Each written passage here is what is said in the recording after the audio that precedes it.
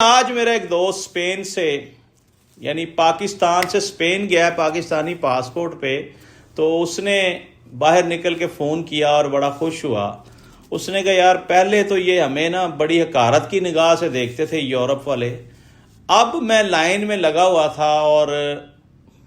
میں نے جیسے ہی میری باری آئی میں نے پاسپورٹ رکھا تو اس نے بڑی خوشی سے اسمائل کے ساتھ گورے نے میری طرف دیکھا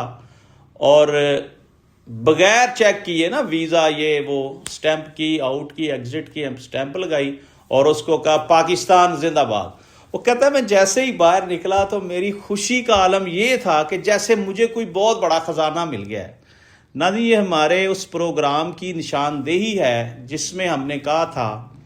کہ انشاءاللہ آنے والے چند دنوں میں، چند ہفتوں میں پاکستان کا پاسپورٹ پہلے 15 نمبروں میں ہوگا اور پوری دنیا پاکستانی پاسپورٹ کو عزت کی نگاہ سے دیکھے گی۔ جو ممالک پاکستانیوں کو ویزے نہیں دیتے تھے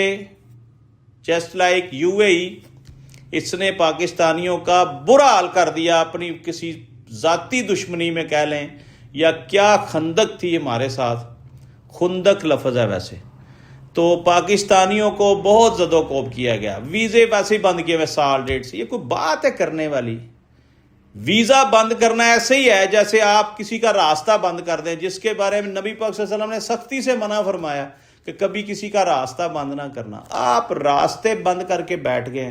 اس پاکستان کے خلاف آپ راستے بند کر کے بیٹھ گئے UAE والوں، جنہوں نے UAE بنایا، جنہوں نے آپ کو جہاز اڑانے سکھائے، کاروبار کرنا سکھایا، آپ کی ساری بلڈنگیں پاکستانیوں نے بنائی وہاں جا کے۔ آج آپ پاکستان کے ساتھ یہ سلوک کر رہے ہیں۔